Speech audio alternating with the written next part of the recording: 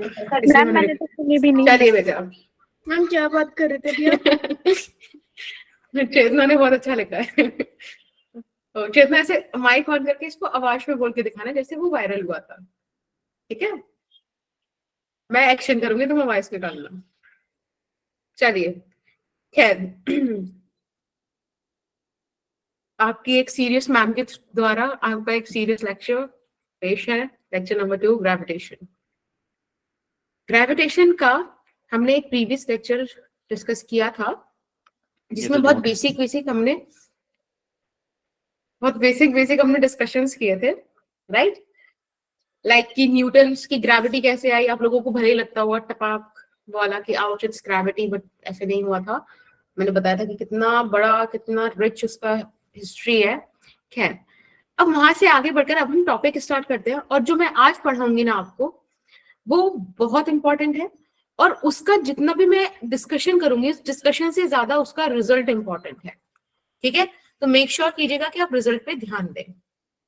दूसरी चीज कि आपको यहाँ पे देखो दिख रहा है कि मैंने यहाँ पे लिखा है वेटेज डिस्कशन, जिसको आप जानते हो। मैंने अपना एक और काम करा है, क्योंकि मजा आता है मुझे इन कामों में। मैंने एक स्लाइड और ऐड कर दी है, और वो है नीट का सिलेबस, ठीक है? जो नीट के सिलेबस में जो भी कट वाला आया है उसको और ऐड कर दिया है। मेहनत पे हंस रहे हैं आप लोग। फिर रिकैप लेंगे और फिर ग्रेविटेशनल फील्ड पढ़ेंगे, देखेंगे कि आप ये वाली चीज कर पाएंगे कि नहीं, समराइज तक पहुंच पाएंगे कि नहीं आप लोग। मैं तो करा दूंगी। Let's start. एक अच्छी खासी लंबी क्लास होने वाली है, तो तैयार रखना अपने आप को, मैंने आपको बोला भी था। Yes ma'am. चलिए, ग्रेविटेशन हमारे लिए इंपॉर्टेंट चैप्टर है ही, आपको पता ही है, ठीक है? मतलब इजी है इंपॉर्टेंट से ज्यादा, ठीक है? तो कर ले I just sorry for my language. Let's start with the syllabus. This is the syllabus जो आपके अभी फिलहाल नीट में है। तो हमने इसमें से जो जो कर लिया उसको एक बार मार्क कर दूं मैं। yes, और ये शुरू होते खत्म। यूनिवर्सल लॉ ऑफ ग्रेविटेशन ही किया था। अब इस चीज का फील देने के लिए, है ना, मैं आपको आज का एक लेक्चर दे रही हूँ सिर्फ फील के लिए। फिर ये वाला टॉपिक आएगा कल। देख रहे हो फील कितनी इंपॉर्टेंट हो रही है? yes, रिकैप की बात करते हैं। Yes ma'am. कोई बच्चा फटाफट से बता दो कल क्या पढ़ा था? मैम हमने पढ़ा था F is equals to G M1 M2 upon R square। इसमें भी हमने 3 केस पढ़े थे।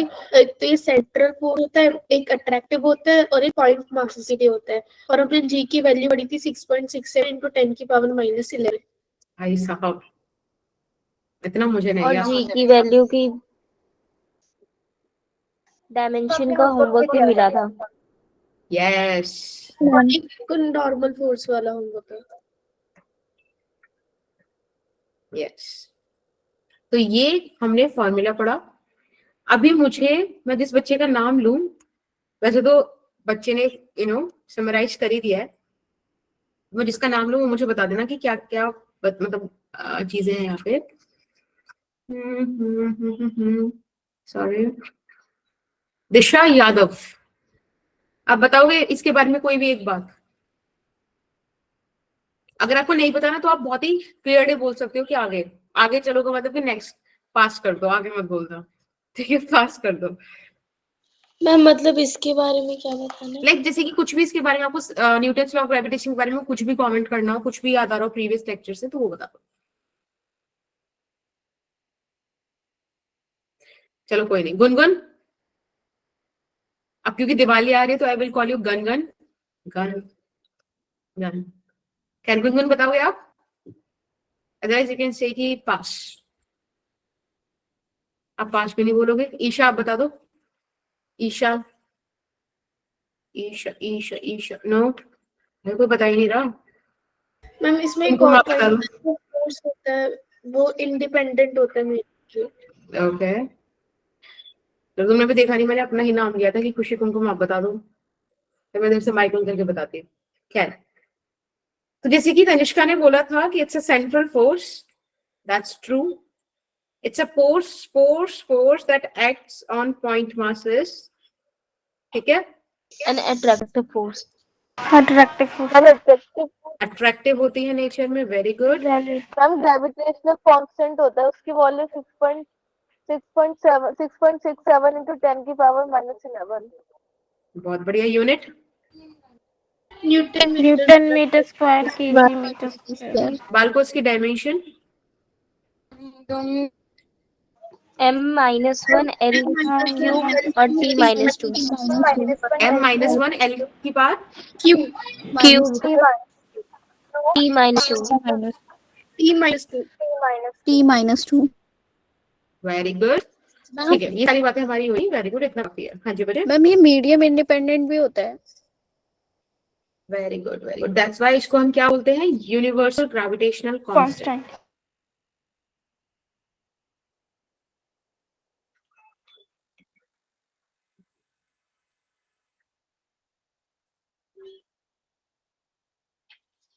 चलिए अब आज के टॉपिक पे आ जाते हैं बिना कुछ देरी के। मैम होमवर्क वाला क्वेश्चन वो नहीं हुआ कि करना है? मैम मुझे वो समझ नहीं आया।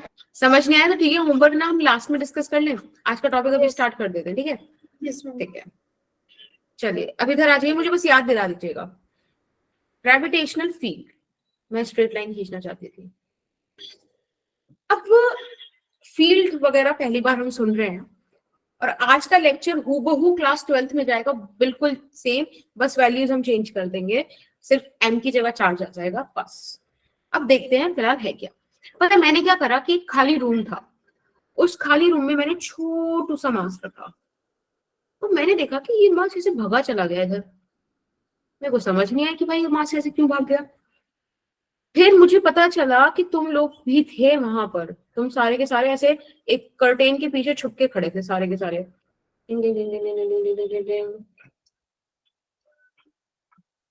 ऐसे ना। और पता नहीं क्यों तुम लोगों को क्या ही था कि गेम खेल रहे थे कि तुम लोग एक बॉल में बंद होकर खड़े थे। तो एक बॉल थी जिसका मास कैपिटल M था और वो एक कर्टेन के पीछे था। अब मुझे समझ में आया कि ऐसा क्यों हुआ होगा। क्या तुम्हें समझ में आया ऐसा क्यों हुआ, क्यों छोटा सा मास खिंचा हुआ गया? Yes ma'am.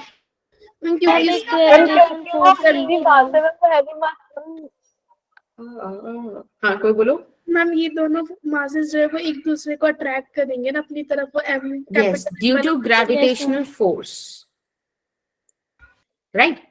Due to this thing ये हुआ।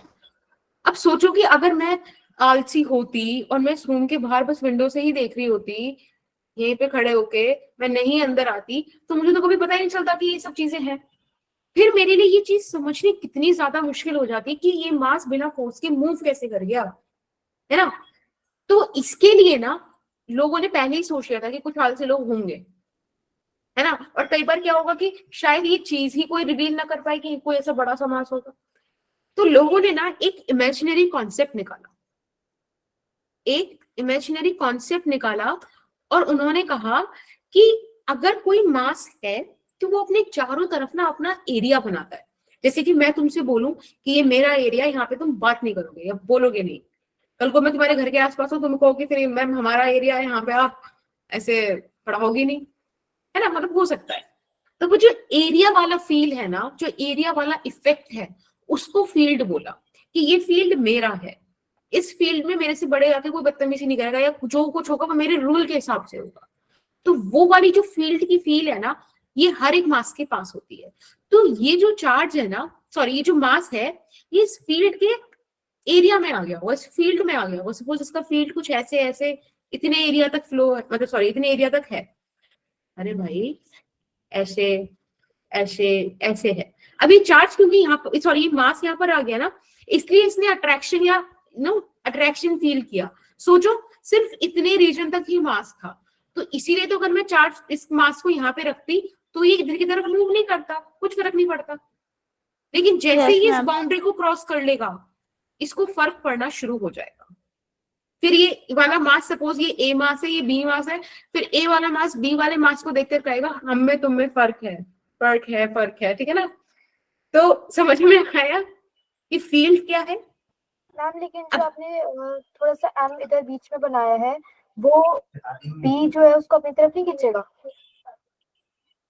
ये बहुत छोटे से मासेस हैं, आपको पता है ना, जी का वैल्यू 10⁻11 में है, बहुत ज्यादा इफेक्ट नहीं पड़ेगा, मूवमेंट भी नहीं होगा, है ना? ऐसे इसीलिए होगा जैसे कि सुबह आप लोग ऑफलाइन टेस्ट देने गए थे, आप सब ऐसे आसपास बैठे थे, अब ऐसा थोड़ा था कि आप बैठे थे और ऐसे चिपक गए या कोलिजन हो गया। मन है मेरा कि ऐसे आपका सिर भिड़ जाए, लेकिन ऐसा नहीं हुआ होगा ना, आराम से बैठे रहोगे। क्यों? क्योंकि 6.6 × 10⁻11 है, लेकिन ग्रेविटेशनल फोर्स तो होगी। हम जो नवीन सर थे ना, वो ऐसे पूरे टाइम खड़े होके देख रहे थे, और वो स्पेशली पीछे की साइड जाके खड़े हुए थे। Yes ma'am. मैं तो सही बता रही हूँ, तो वहीं पे आप लोगों से चेयर डाल के आप लोगों के बराबर में बैठी रहती और मैं खाती रहती, और फिर मैं आपको देती भी नहीं, और फिर मैं आपको चढ़ाती और रहती। लाइक जैसे कि आप ऐसे साइड में बैठे हो, तो मैं अपना खाना जो ऐसे खा सकती हूँ उसको मैं ऐसे लेके जाती, ऐसे। ये गलत है मैम। जैसे कि इसके अंदर हम कैपिटल एम का फोर्स तो तभी निकाल पाएंगे ना जब हमारे पास दूसरे वाले मास की वैल्यू भी हो। अभी देखते हैं वो चीज, अब हम डिफाइन करेंगे कुछ ऐसा। फिलहाल फील्ड का फील आया कि फील्ड एक इमेजिनरी कॉन्सेप्ट है, किसी मास से ऐसे लाइंस आपको जाते नहीं दिखती, लेकिन फिर भी आप उसका इफेक्ट फील कर पाओगे। ठीक है, तो मास भले ही आप देखो यहाँ पे वाली चीज फील करो, फिर मैं आगे चलूं, फिर जल्दी जल्दी करते हैं। बस इतनी ही बातें करनी थी मुझे आपसे कि ये जो सोर्स है चाहे विजिबल हो चाहे विजिबल ना हो, यानी कि इनविजिबल हो, मुझे इस बात से मतलब ही नहीं। मेरा तो कॉन्सेप्ट ये है कि मैं उस इफेक्ट को डील कर पाऊं, इस इफेक्ट को समझ पाऊं। तो इफेक्ट क्या था? मूवमेंट ऑफ दिस मास, और वो हमने फील्ड की हेल्प से समझ लिया। Is that okay? Yes ma'am. Yes ma'am. चलिए, अब क्या होता है कि कई बार ऐसे हो गया, सपोज मैंने एक मास यहाँ पर रख दिया, अब मुझे जानना है कि ये इस पॉइंट पे किधर फील्ड बनाएगा, क्या काम करेगा, कितना फोर्स लगाएगा, वगैरह वगैरह। तो इसको जानने के लिए ना हमेशा ध्यान रखना, आपके पास एक टेस्ट मास होगा। ध्यान से सुनना, एक टेस्ट मास होगा। ये ना बहुत छोटा सा मास होता है, और फिजिक्स में डिफाइंड है कि इतना छोटा सा मास है कि जो लिमिट है ना इसकी, वो टेंड्स टू 0 है। इसको मैं छोटा सा मास क्यों कह रही हूँ? क्योंकि मैं आपको बोल रही हूँ ये इतना छोटा है कि इसका खुद का कोई ग्रेविटेशनल फील्ड ही नहीं है। नो ग्रेविटेशनल फील्ड, समझ रहे हो? यानी कि इसको पिक्चर में लाने से आपका जो ऑलरेडी एग्जिस्टिंग मास है उसके फील्ड में कोई फर्क नहीं पड़ेगा, कुछ भी नहीं होगा। Is that fine? Ma'am repeat कर दो पहले। मैंने बोला कि एक टेस्ट मास ना ऐसे समझो जैसे आपको पता है पुराने जमाने में चूहों पर बहुत एक्सपेरिमेंट्स होते थे, ठीक है ना? तो टेस्ट मास इज द चूहा फॉर अस। टेस्ट मास एक ऐसा चूहा है जिसका कोई मास नहीं, हम मानेंगे ही नहीं कि उसमें मास है, हमें मानना ही नहीं कि उसका खुद का कोई ग्रेविटेशनल फील्ड है, उसकी वजह से कोई ग्रेविटेशनल फील्ड में चेंज नहीं होना, कुछ नहीं होना। जो कैपिटल एम आपने रख रखा है ये उसको कुछ परेशान नहीं करेगा, ये सिर्फ ये दिखाएगा कि कैपिटल एम उस पॉइंट पे किस तरीके का इफेक्ट प्रोड्यूस कर रहा है। फॉर एन एग्जाम्पल, मैंने इसे उठाकर यहाँ रख दिया और ये इस तरफ मूव करेगा, इस पे कितनी फोर्स है, कितना मूव करना है, वो सब चीजें मैं कैलकुलेट कर लूंगी, तो मुझे पता चल जाएगा इस कैपिटल एम की वजह से पॉइंट पी पर क्या कहानी है। समझ में आया? Yes ma'am. अब ना फिजिक्स में खाली दोबारा बताओ क्या बेटा? मैम। जैसे आपने बताया जो P है वो कैपिटल M की तरफ मूव करेगा, लेकिन जो P है वो तो बहुत ही ज्यादा छोटा है ना। P नहीं बेटा, P पॉइंट है, सम पॉइंट P, ठीक है? मूव तो M करेगा, स्मॉल है।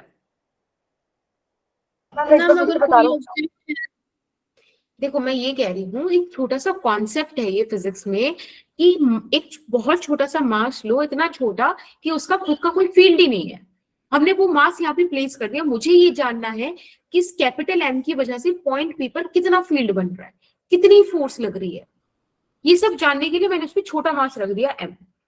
अब आप ग्रेविटेशनल फील्ड का डेफिनेशन समझो, जो आपको फिजिक्स प्रोवाइड करता है।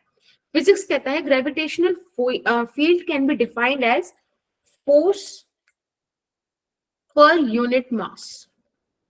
मतलब ये क्या हुआ?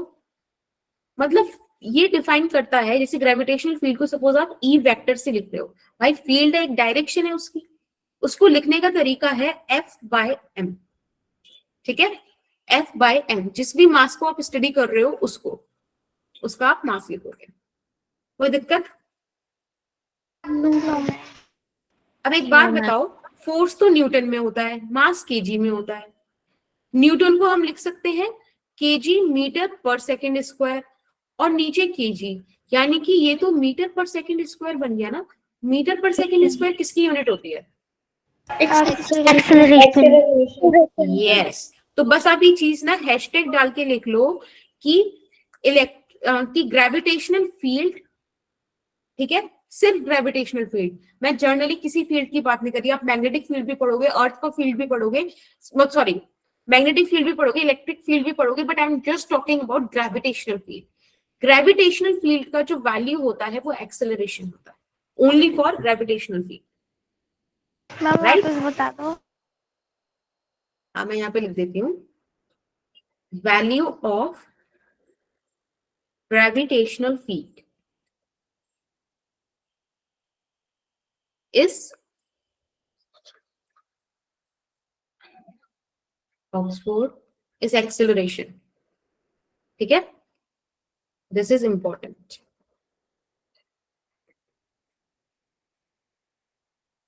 To yes ma'am. मैम एक बार स्लाइड को नीचे करना है एक बार बस। हाँ जी, अब मुझे को, हाँ हर्षित बोलो बच्चे।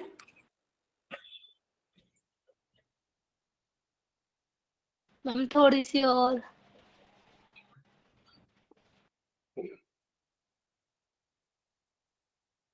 मैम ई जो है ग्रेविटेशनल फील्ड को दिखा रहा है। हाँ जी बेटा, हमें उसके बारे में बात करनी है। आई को ई भी तो कह सकते हैं, आई को ई भी कह सकते हैं। I is what, gravitational field intensity को भी आई कह सकते, को आई भी तो लिखते हैं। आई, आई क्या होता है? अच्छा आई, हाँ मतलब I is not I, yes yes, वो लिखने का तरीका है, कैसे लिख सकते हो, बट अपन इलेक्ट्रिक फील्ड लेके ई फील्ड लेके चलेंगे। मेरे को बार बार इलेक्ट्रिक फील्ड आ रहा है क्योंकि बहुत कॉमन है ये। देखो हर्षित बिल्कुल सही बोल रहा है, इसको आप इंटेंसिटी भी बोलते हो, ठीक है, इंटेंसिटी ऑफ ग्रेविटेशनल फील्ड, इसको आप, इंटेंसिटी कैसे पढ़ेंगे हाँ जी मैम? इंटेंसिटी कैसे बोलेंगे हम? कैसे बोल देंगे मतलब, ऐसा मतलब मैं बता रही हूँ, बोल सकते हो, ठीक है, फिजिक्स में बोल दिया जाता है इसको इंटेंसिटी भी, इसको स्ट्रेंथ भी बोल देते हैं।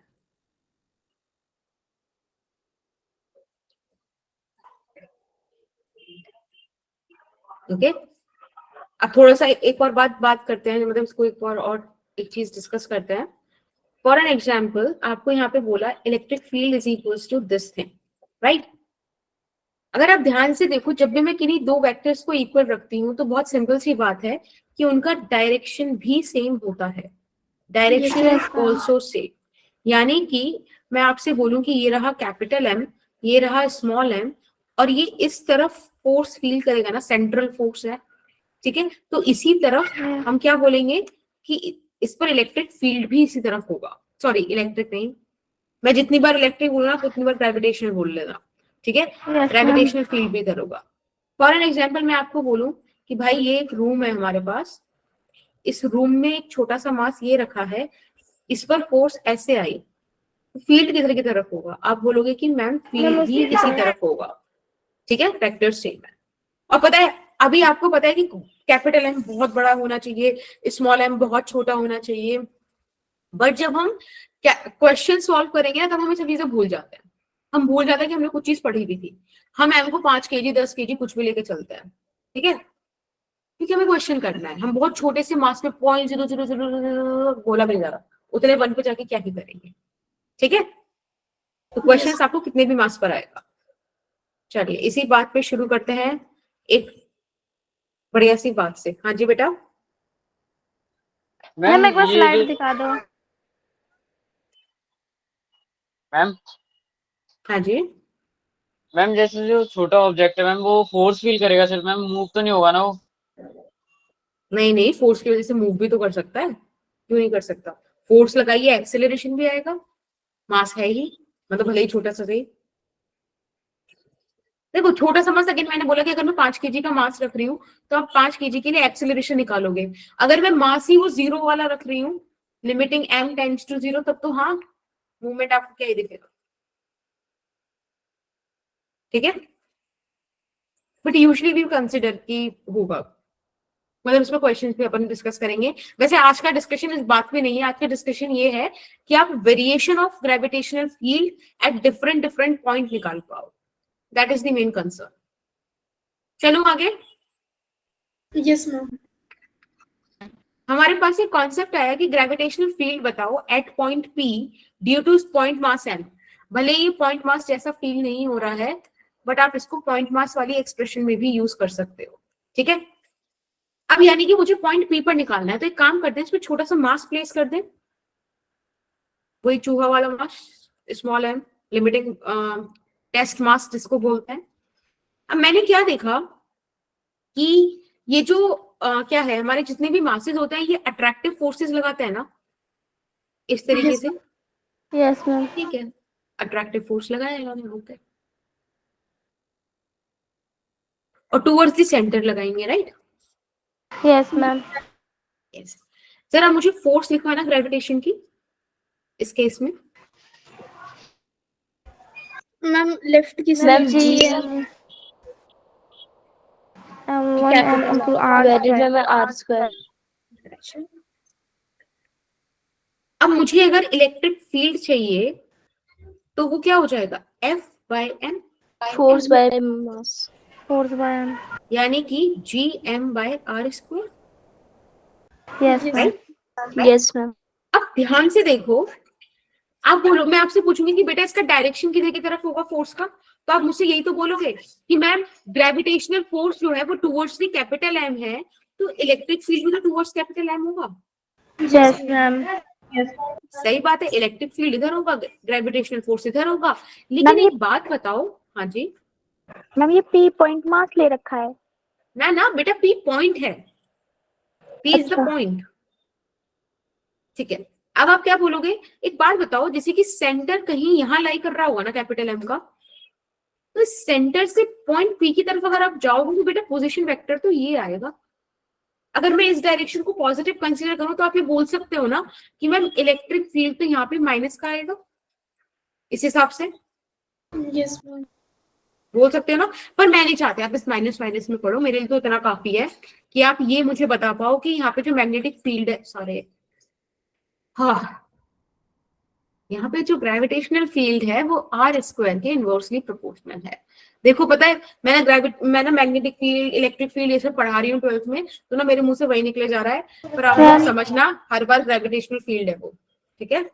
मैम एक बार रिपीट कर दो। हाँ बिल्कुल, एक बार नहीं 10 बार रिपीट होगा, मजाक कर रही मैम थी। एक चीज पूछनी है। हाँ मैम जो आपने F बनाया है, जो F की जो डायरेक्शन है वो आपने स्मॉल n की तरफ बनाई है, तो वो जो Capital force है वो कैपिटल M की वजह से लग रही है ना, ग्रेविटेशनल फोर्स। हाँ जी बिल्कुल बिल्कुल, force on second body due to one. Okay ma'am.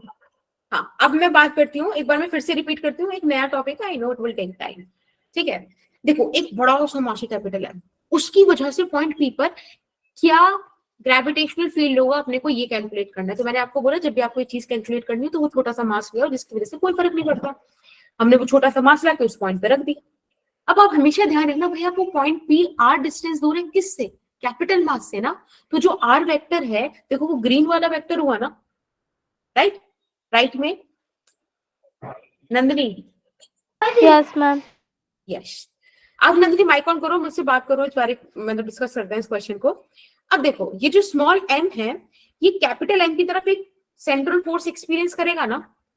Yes ma'am. तो कर रहा है, ब्लू वाली देखो मैंने एरो बनाया हुआ है, जिस डायरेक्शन में फोर्स उसी डायरेक्शन में ग्रेविटेशनल फील्ड, वो पिंक वाला एरो हो गया। अब मैंने आपको बताया कि फिजिक्स में डेफिनेशन फिक्स्ड है कि अगर आपको फील्ड निकालना है तो वो फोर्स बाय क्वांटिटी होती है, यहाँ पे मास है तो फोर्स बाय मास हो गया।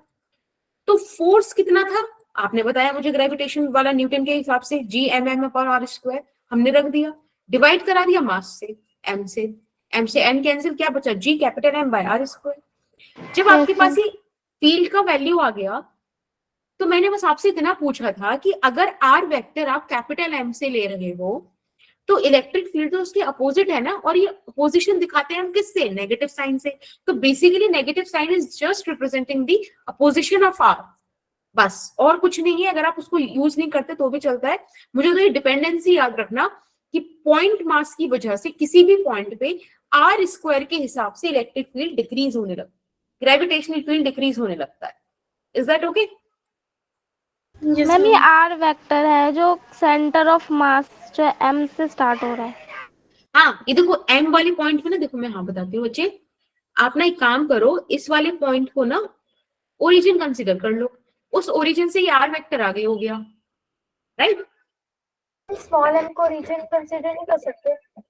क्या बेटा? नहीं नहीं नहीं नहीं, यहाँ हमेशा ध्यान रखना, कहानी का हीरो कैपिटल एम है, वो तो हमने लाके रखा है जस्ट टू फील कि वहां पे चल के आ रहा है, तो वहां पे इतना फोर्स लग रहा है। यानी कि अगर मैं वहां पे, देखो ध्यान से समझना, इसका मतलब क्या है, यानी कि अगर वहां पर मैं कोई भी पर 1 kg का मतलब मास लाके रखूं, तो उसपे ई फील्ड जितना फोर्स लगेगा, 2 kg का लिखूं तो 2E, ये फील्ड है, फील है इलेक्ट्रिक फील्ड, ये फील है ग्रेविटेशनल फील्ड का, ठीक है। फोर्स पर यूनिट मास, 1 kg के मास पे E फोर्स लगेगा, 2 kg के मास पे 2E फोर्स लगेगा, 3 पे 3E लगेगा। This is the field of gravitational field. अपने को आई?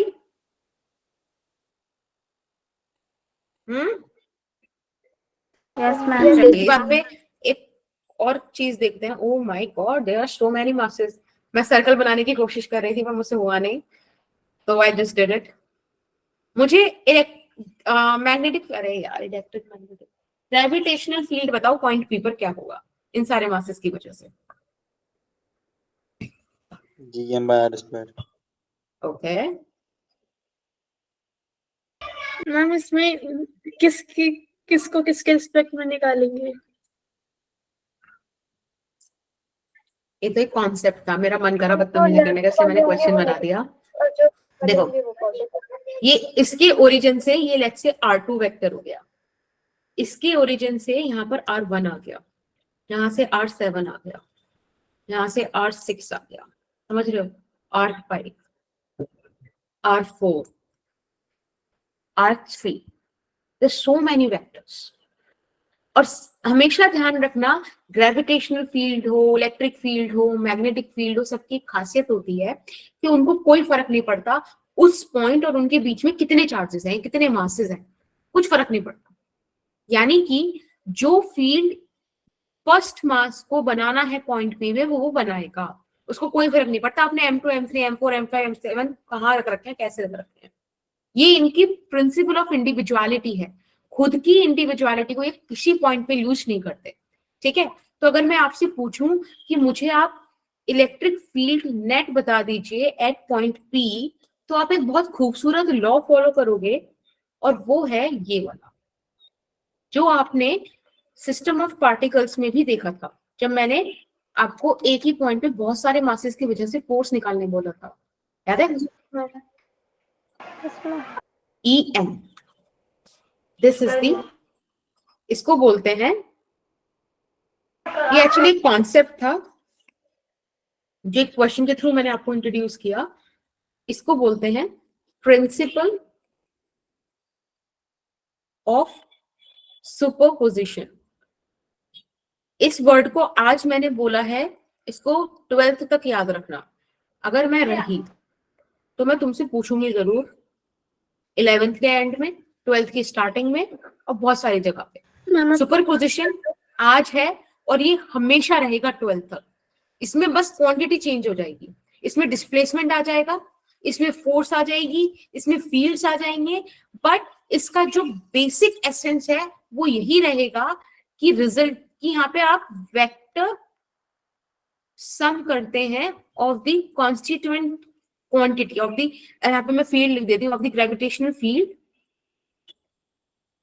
Due to each mass. Superposition क्या? इसे सुपरपोजिशन ही क्यों बोलते हैं? हाँ, very good, very nice question. इसको सुपरपोजिशन इसलिए बोलते हैं क्योंकि आप ध्यान से देखो, एक ही पॉइंट पी को बहुत सारे मासेस ना, बहुत सारी फोर्सेस लगा रहे हैं, ये भी आ रहा है, ये भी आ रहा है, ये भी आ रहा है, सब अपनी अपनी बातें इंपोज कर रहे हैं, थोप रहे हैं इस पे।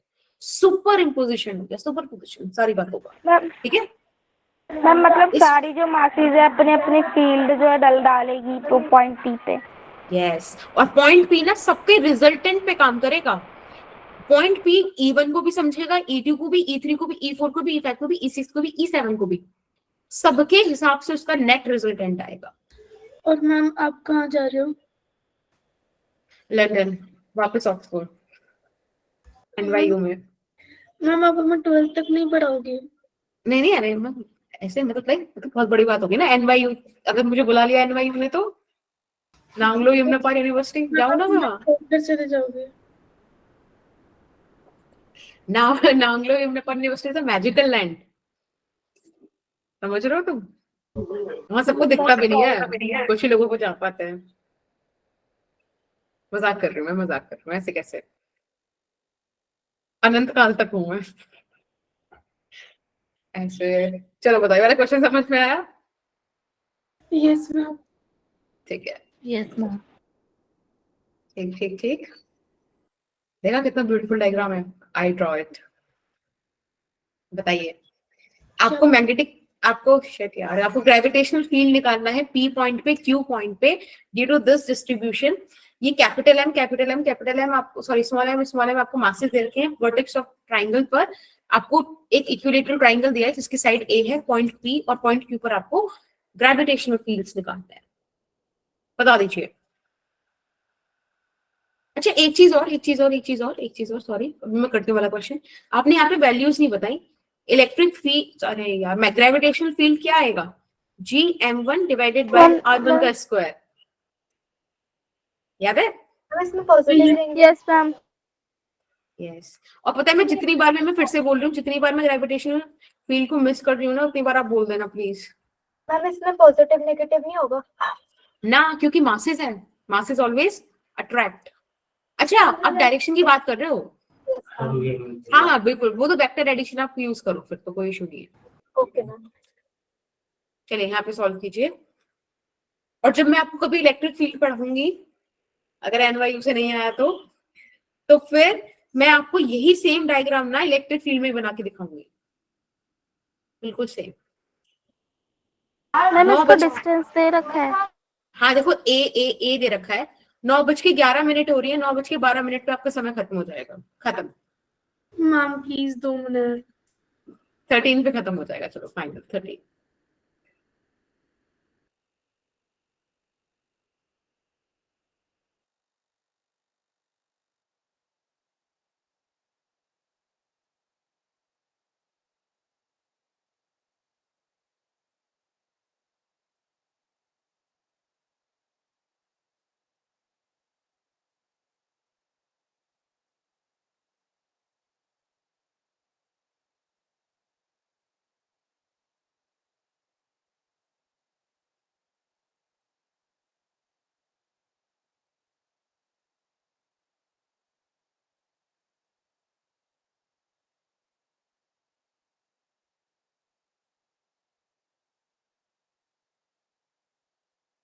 मैम आंसर आया तो है।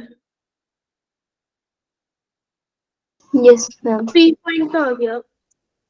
क्यों कभी निकालना है? हाँ बता देना। बस मुझे एक चीज पूछनी थी टॉपिक से अलग, आप लोगों की 18 तारीख तक छुट्टी है? Yes ma'am. Yes ma'am. सबकी? Yes ma'am. Yes ma'am.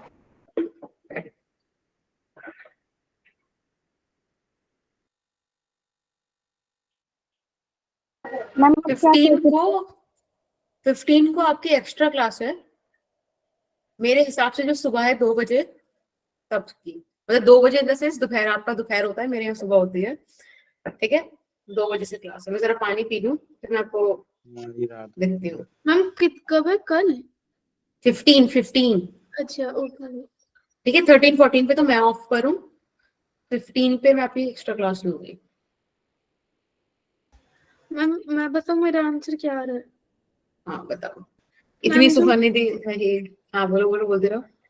Ma'am जो P पॉइंट है उस पे आ रहा है -GM/3a² और Q पॉइंट पर आ रहा है -4GM/3a²। अच्छा गलत? मैम मेरा तो 2√3 GM/a² आ रहा है और Q पॉइंट पे 2GM/m² डिवाइडेड बाय में a²। मैम मेरा की पॉइंट पे 4GM/r² आ रहा है। Okay okay. मैम मेरा P पॉइंट पे GM16/5a² आ रहा है और Q पॉइंट पे GM4/a²। मैम चलिए बहुत बढ़िया। इसी बात पे मैं आपको एक बात बताती हूँ कि आप लोगों के गलत आंसर आ रहे हैं। अब हम बात करते हैं gravitational field at point P. नहीं रोना, नहीं रो, कोई बच्चा नहीं रोएगा। देखो मैं बताती हूँ, एक बार बताओ, इसका सेंटर कहीं यहां लाई करेगा, तो एक फोर्स ऐसे जाएगी। इसका कहीं सेंटर यहां लाई करेगा, एक फोर्स ऐसे जाएगी, और इसका सेंटर के हिसाब से इधर चली जाएगी। होगा कि नहीं? Yes ma'am. हाँ या ना? अभी इक्विलैटरल ट्राइंगल है ना, तो ये एंगल 120 डिग्री, ये एंगल 120 डिग्री, और ये एंगल 120 डिग्री। सही बात है, क्योंकि पूरा एंगल 360 डिग्री होता है। इस हिसाब से बेटा आप इसके कंपोनेंट्स ब्रेक कर लो। एक काम करते हैं, ये जो नीचे वाली फोर्स है ऐसे ऐसे जो लग रही है, इसके बीच से हम एक इसका नेट रिजल्टेंट निकालते हैं, जो कि यहाँ से 60 डिग्री पे आएगा। This is F, this is F. मैंने इसे एफ एफ क्यों बोला, इसका रीजन है। और ये वाली भी एफ है, क्योंकि सभी के मासेस तो सेम है ना, और सेंटर से डिस्टेंस भी सेम है। तो अगर आप इसको कैलकुलेट करोगे तो ये भी GM_r² आएगा, इसको कैलकुलेट करोगे तो ये भी GM_r² आएगा, और इसको कैलकुलेट करोगे तो ये भी GM_r² आएगा। इट्स जस्ट दैट कि डिफरेंट डिफरेंट एंगल पर है। सही बात? Yes ma'am. इनके कंपोनेंट्स ब्रेक कर देते हैं फिर इसी बात पे। जब आपने इस वाले के कंपोनेंट ब्रेक किए तो इधर आया आपके पास F cos 60 डिग्री, और इधर चला गया F sin 60 डिग्री। सही बात? Yes ma'am. सिमिलरली फिर आपने इस वाली फोर्स के कंपोनेंट ब्रेक किए, इधर आया आपके पास F cos 60 डिग्री, और बचे इधर चला गया आपके पास F sin 60 डिग्री। अब आप ध्यान से देखो, F sin से F sin कैंसिल हो गया ना, तो सेम वैल्यूज हो गई but in opposite directions. Yes ma'am. Yes, तो ये वाला जो फोर्स है वो इन दोनों फोर्सेस के सम के बराबर आ गया ना। आप इसको बराबर बराबर रख दो, मतलब बराबर बराबर भी नहीं रखते, हमें क्या पता बराबर है, हम इसे सॉल्व करते हैं। तो ये हो जाएगा cos 60 का वैल्यू क्या होता है? 1/2। 1/2। और इधर से भी 1/2, यानी कि ये F आ गया। भाई देखो, ये भी F, ये भी F इन ऑपोजिट डायरेक्शन, तो F नेट आ गया 0। मैम एक बार ये बताना कि आपने F/2 कैसे लिया? F cos 60 degree, cos 60 degree क्या होता है? cos 60 का वैल्यू होता है बच्चे 1/2, तो F cos 60 का वैल्यू F/2, राइट? पता है, ये तो मैंने इतना सारा कुछ आपके लिए सॉल्व किया। देखो, सबसे पहले तो आपने इसके कंपोनेंट्स ब्रेक किए, तो ये दोनों चले गए। इन दोनों को आपने ऐड किया, वो इसके अपोजिट है, आपने इसको सॉल्व किया, तो ये F आया। F और F अपोजिट लग रहे हैं, तो 0 हो गया। मैम ये नहीं पता था कि फ्री बॉडी डायग्राम बनाना पड़ेगा। फ्री बॉडी डायग्राम नहीं, फोर्सेस तो बनाने पड़ेंगे ना जब आप नेट फोर्स निकालोगे। तो देखो यहाँ पे electric field at point P आ गया 0। डन? Yes ma'am. अब इतनी बातें तो मैंने आपको बताने के लिए करी। अगर मैं होती आपकी जगह तो मैं देखती कि ये इक्वल मासेस इक्वल डिस्टेंस पर है, तो ये सारी फोर्सेस नेट फोर्स 0 करेंगी ही करेंगी। ठीक है, इसको मैं एज अ फैक्ट याद करती हूँ। अब मैं आपको भी याद कराऊंगी ऑब्वियसली। अब बात करते हैं electric field at point Q की। आप समझ गए होंगे मेरा मतलब था ग्रेविटेशन। डांट रहा है कोई? मैम 0 ही होगा ना, क्योंकि F 0 है। देखते हैं। पता है, ऐसे ना मेरे को एक बार 12th वाले बच्चे ही है एक अनम, उसने डाटा, और वो भी इसलिए डाटा क्योंकि एक तो मैंने क्वेश्चन में सिर्फ उसे 2 मिनट दी थी सॉल्व करने के लिए, और दूसरी बात ये कि मैं मेजर टेस्ट में नहीं आई थी। मेरे को इतना डर लग गया है, मैंने कहा टेस्ट नहीं होगा, मैं वहां रहूंगी चाहे कुछ भी हो जाए। मैम किसको डाटा? अरे मैम ऐसे कैसे होता है? मुझे डायरेक्ट मुझे डाटा उसने। अब मैंने उससे कंफर्म करने के लिए पूछा कि तुमने मुझे डाटा बेटा? कहती हाँ। अब लाइक डन, मैं डर गई। हम क्या बोला? की तरह होगी। टोन थोड़ा सा उसका ऐसा था कि 2 मिनट में कैसे कर लेंगे मैं, और आप आई नहीं आज मुझे टेस्ट में। हाँ ये वो ऐसे कर गया। आप हमसे झूठ बोलो, बेटा हम तो अपने आप ही मान रहे थे ना कि मैं आऊंगी ऐसे। मैम आपने क्यों नहीं डाटा फिर? बस ऐसे प्यार मोहब्बत में बच्चे डर जाते हैं ना। मैम मेरी स्कूल में फिजिक्स वाली मैम तो बहुत डेंजरस थी है। उनकी कॉपी भी पूरी रखनी होती है, बात भी सुननी होती है, पीरियड में सिंसियर बैठना होता है, नहीं तो वो क्या से क्या कर। खैर जो बताती हूँ मैं, फिर अभी टीचरों का बारे में बताऊंगी। देखो ये पॉइंट Q था। अब आप एक बात बताओ, इस पॉइंट Q के लिए ये जो ये वाला मास है, ये इसको इस तरफ अट्रैक्ट करेगा? Yes ma'am. ये वाला मास इस तरफ अट्रैक्ट करेगा, दोनों मासेस इक्वल डिस्टेंसेस पर है, यानी कि यस ये मैम। दोनों क्या करेंगे, ये सॉरी पॉइंट क्यू था, ये डिस्टेंस ए है, ये दोनों बिल्कुल कैंसिल हो जाएंगे ना, इसको आप F1 F2 बोल दो भाई। F1 कितनी हो जाएगी, GM, R कितना है, a/2 का स्क्वायर है ना। सिमिलरली F2 भी आ जाएगी, GM a/2 का स्क्वायर। अगर मैं इनके वेक्टर्स को कंसीडर करूं, देखो GM/R² होता है ना force, electric field sorry gravitational field, yes ma'am. Gravitational field is GM/R² ना। तो देखो GM और R कितना है, उस पॉइंट से मास का डिस्टेंस, तो दैट इज a/2। अब आप अगर इसे 1 बोल रहे हो तो आप इसे माइनस का i कैप बोल सकते हो और इसे प्लस का i कैप बोल सकते हो। आपको पता है दोनों क्या दे देंगे आपको, कैंसिल हो जाएंगे। 0 हो जाएगा। Yes ma'am. Yes ma'am. चलिए, लेकिन ये पूरा 0 नहीं होगा क्योंकि एक फोर्स ऐसे भी है, ये वाली फोर्स बच जाएगी, बस आपको ये वाली फोर्स निकालनी है। तो E3 निकालने के लिए आप करेंगे GM/R²। अब R कहाँ से लाएं, मैम कोई दिक्कत नहीं है। देखो ये डिस्टेंस आपको A दे रखा है, ये आपको a/2 दे रखा है, इसको आप R मानेंगे क्योंकि एक जो मास यहाँ पर है, पॉइंट P यहाँ पर है। पूजा बच्चे माइक ऑफ कर दो, माइक ऑफ। आपने कूलर के सामने रख दिया ना, है ना, है ना, है ना। मैम इतनी ठंडी में कूलर। मैं भी वो ऐसे तो नहीं कहूंगी ना, मैं कैसे पंखे के पास खड़े हो गई माइक फोन लेके के, ऐसा मैम ऐसा तो क्या नहीं करेगी। तो यहाँ पे ये एंगल 60 डिग्री है, तो बेटा R कितना हो जाएगा, ऐसे कंपोनेंट ब्रेक करो, a cos 60 डिग्री, ये आ जाएगा, क्या आ जाएगा, sorry 3/2। Sorry sorry sorry sorry sorry sorry sorry, यहाँ पे हो जाएगा 90 60, एंगल सम प्रॉपर्टी लगाओगे 30, अब ये ब्रेक होगा a cos 30 degree. Yes ma'am, a√3/2। Very good, यहाँ पे हम put कर दीजिए। पाइथागोरस थ्योरम से भी तो निकाल सकते थे। हाँ वो Yes, क्यों लगाए ma'am. जब छोटी सी चीज है हमारे पास, मैम है ना। 4GM/3a²। ये वाला तो सही था मेरा आंसर। मैम मेरा भी। बट वो तो गलत हुआ ना बच्चा। तो नेट ग्रेविटेशनल फील्ड आपके पास ये आ गया एट पॉइंट Q, समझ में आया। Yes ma'am. मैम उसको अब भी आप ना मैंने किसी निकाला था, रेडियस इसको निकाल के ऐड करा एज अ था। ओके, इसको एज अ फैक्ट याद कर लो, किसी भी सिमेट्रिकल बॉडी के सेंटर पर अगर आपको फील्ड निकालने बोला जाए तो वो 0 ही आएगा। फॉर एन एग्जाम्पल, मैं आपको ऐसे बोलूं कि ये मेरे पास एक स्क्वायर है, बेटा इसके सेंटर पे फोर्स बता दो। मैं आपको बोलूं ये ट्राइंगल है, इसके सेंटर पे फोर्स बता दो, जबकि मैंने वर्टिसेस पर क्या रखे हुए हैं, मासेस रखे हुए हैं। ये एक रिंग है, इसके सेंटर पर फोर्स बता दो। ये एक स्फीयर है, इसके सेंटर पर फोर्स बता दो। सब पे क्या होगा, सेंटर की वजह से 0 होगा। 0। पक्का। Yes ma'am. Yes ma'am. चलिए बहुत बढ़िया। फिर अगर आप ऐसे किसी का मन करे कि राइटिंग अच्छी है तो बता सकता है वो। यस मैम बहुत अच्छी है। यस मैम बहुत। Thank you thank you. Ma'am Let's colourful है। या बस मैं अपना वो जो मैंने क्वेश्चन आपको हिंट दिया बताने मैम के लिए, एक वो बार मैं दिखा एडिट दो करा स्लाइड। दूंगी। या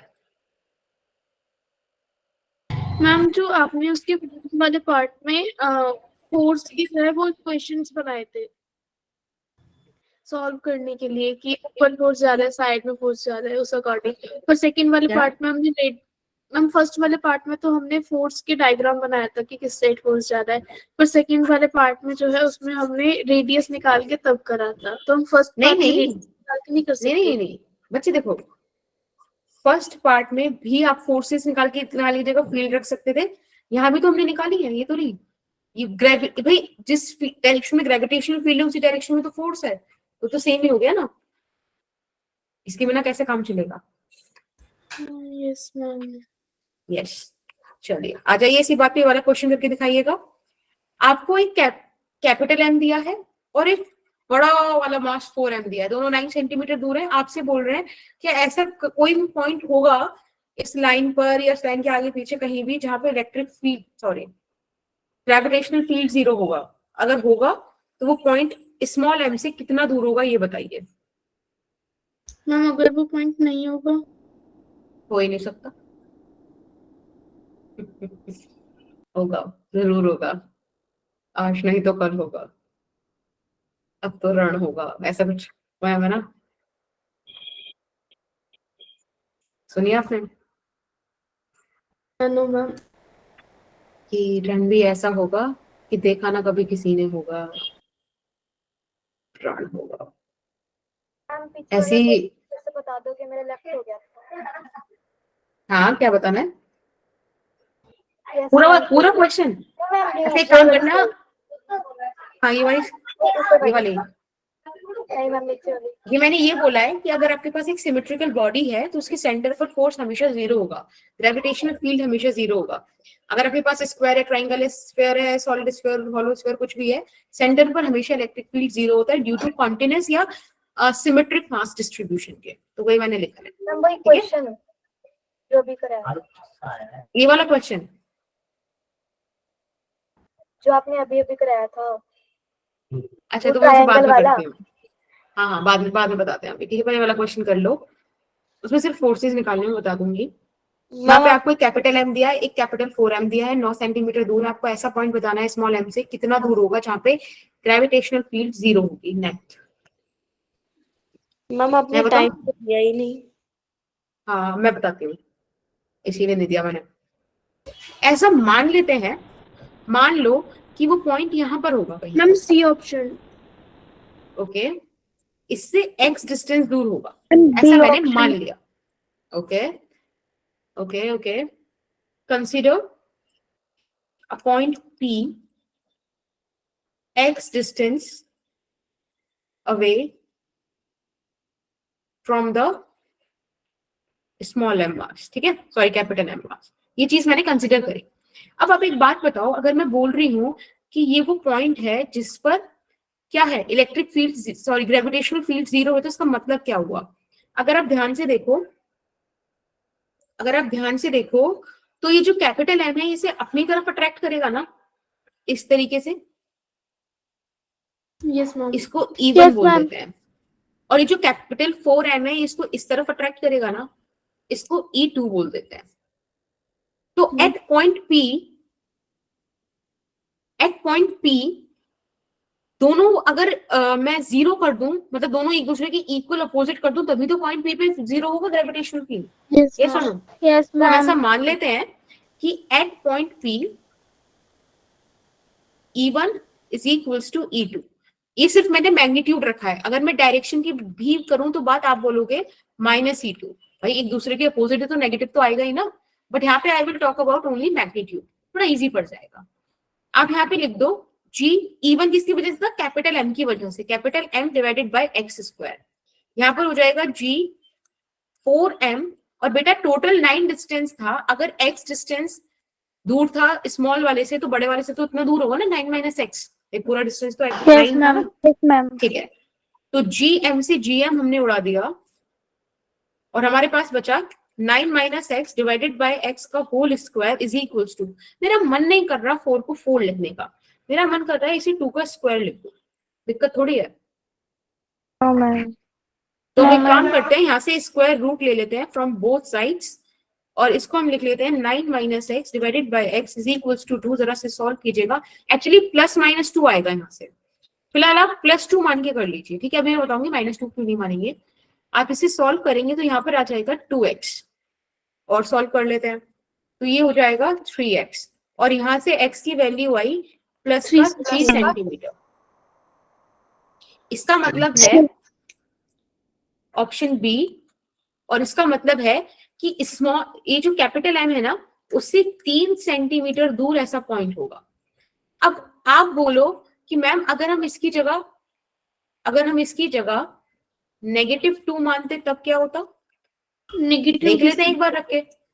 9 minus x divided by X is equals to -2, ये हो जाता 9 minus X is equals to -2x, और 9 इज इक्वल्स टू -x, यानी कि x का वैल्यू -9 सेंटीमीटर आता।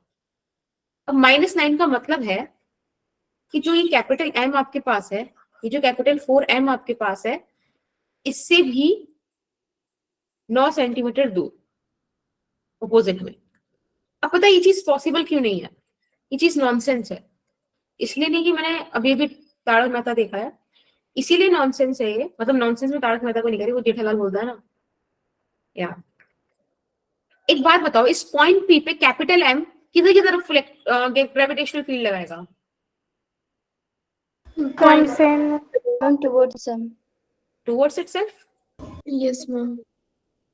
4m किधर की तरफ फील्ड लगाएगा? Towards itself. Hence towards itself. अब दोनों ही फील्ड्स जब एक ही डायरेक्शन में हैं, तो कैसे इनका सम 0 हो सकता है? सेंस है इस बात Yes, की? ma'am. पर हमको तो माइनस लेते वक्त लग रही थी। अगर हम इधर भी मान लें तो इधर भी कोई पॉइंट होगा, उस पर दोनों ही मासेस इस डायरेक्शन में तो फील्ड लगाएंगे। तो जब दो वेक्टर्स एक ही डायरेक्शन में है, कैसे आप उसको 0 कर सकते हो?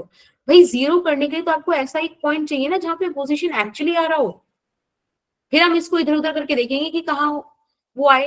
अगर आप ध्यान से देखो तो x हमारा 3 सेंटीमीटर आया है, यानी कि वो जो पॉइंट है वो छोटे वाले मास के पास है और बड़े वाले मास से दूर है, विच मेक सेंस, क्योंकि बड़े वाला मास तो ऑलरेडी ज्यादा फोर्स लगा रहा है ना। अगर मुझे इक्विलिब्रियम चाहिए तो छोटे मास के पास ही मिलेगा। क्यों? क्योंकि ये फोर्स मास की डायरेक्टली प्रोपोर्शनल भले ही हो, बट आर स्क्वायर के इनवर्सली प्रोपोर्शनल होता है, राइट? तो इस चीज का प्रिविलेज मुझे देना पड़ेगा छोटे वाले मास को, समझ रहे हो? Yes ma'am. आप किसी को कोई समस्या है, कुछ पूछना है तो बताइए। मैम मैंने ना 4m वाला डिस्टेंस जो है ना वो 9 ले लिया था, इसीलिए आंसर गलत है। टूल आगे चले। मैम एक बार स्लाइड दिखा दो। हाँ जी बेटा, दिस वन क्वेश्चन दिखते रह और गया, दिस वन। क्या बेटा? नीचे वाला क्वेश्चन से दिखते दिखते रह गया। कोई नहीं, अभी दिखेगा फिर। मैम हाँ जी नीचे बेटा। वाला। Ma'am am I audible? क्या? हाँ जी बिल्कुल। मैम वो जो पिछले वाला जो स्लाइड था उसमें जो आपने 2 का स्क्वायर की थी, तो मैम वहाँ पे मतलब 4 लिख सकते हैं? बिकॉज हाँ, पता कब चलेगा कि मतलब नहीं वो इसीलिए करते हैं क्योंकि आप इसे क्वाड्रेटिक इक्वेशन को सॉल्व करते हैं, बहुत ज्यादा दिक्कत होती है, रूट्स वगैरह निकालते हैं। यहाँ से स्क्वायर रूट ले लिया तो कितना इजी हो गया है ना, इसलिए। Okay ma'am. यस। मैम आपने मुझे डिस्टेंस दिया वो 9 + x के लिए। नहीं ठीक है मैम। चले आगे। आपको Yes, मैं विजिबल हूँ ना? Yes ma'am. Yes ma'am. क्योंकि मैंने साइड में अपना भी खोल रखा था, उसमें मैं विजिबल नहीं थी। मैंने कहा इससे पहले मैं कुछ मतलब ऐसे ही करूँ तो आपको जैसे 1 2 3 माइक टेस्ट।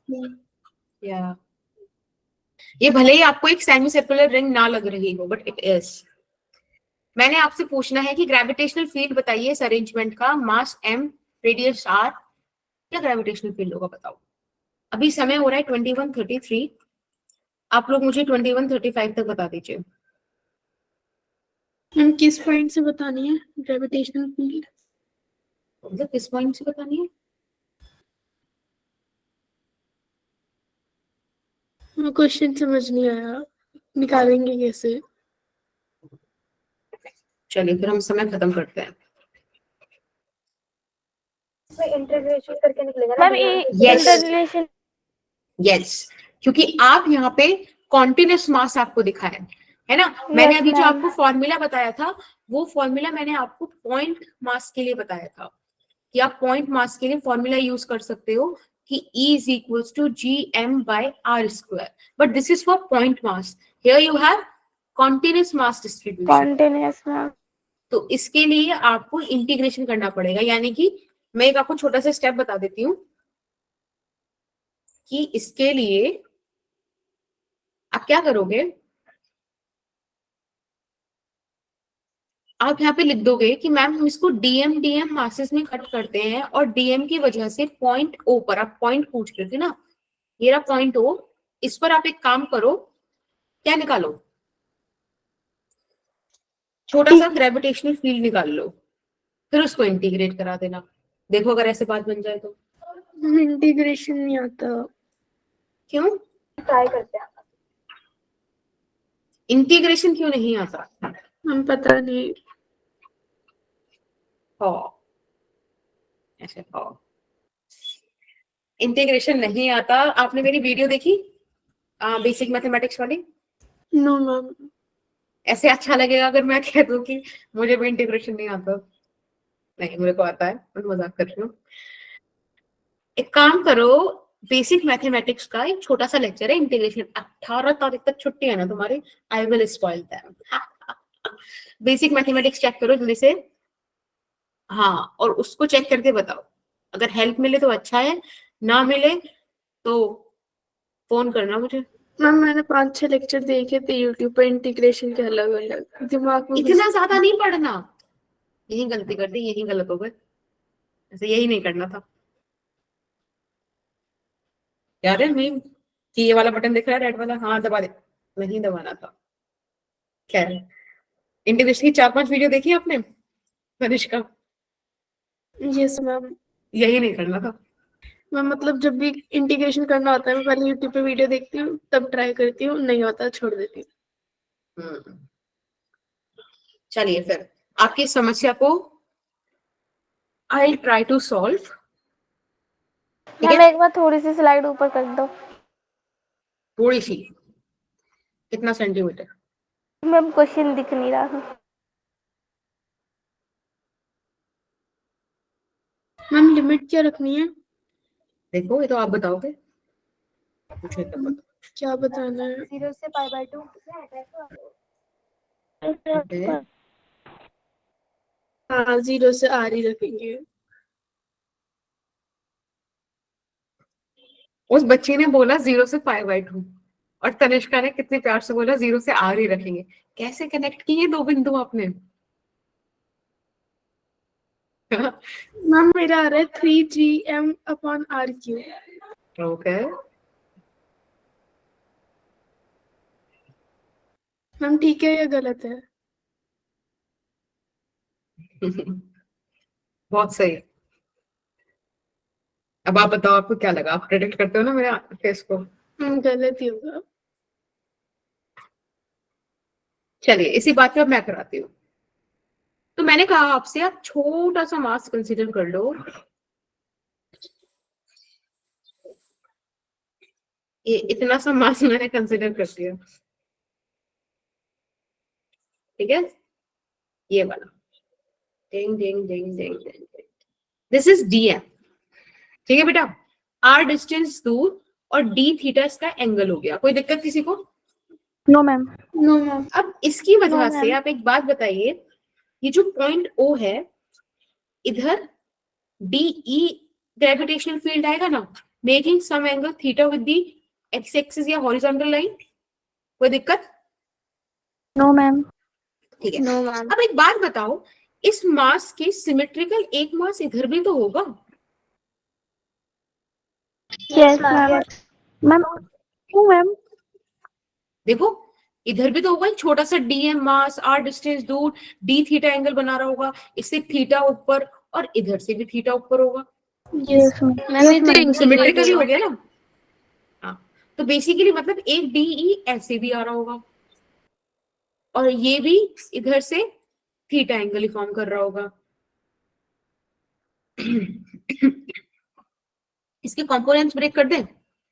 इधर आ जाएगा डीई कॉस थीटा, इधर चला जाएगा, मतलब सॉरी, इसको इधर देखते हैं पहले, डीई साइन थीटा। ठीक है, फिर आप दूसरे वाले के कंपोनेंट्स ब्रेक कर दीजिए। इधर गया डीई cos theta. इधर आया डीई साइन थीटा।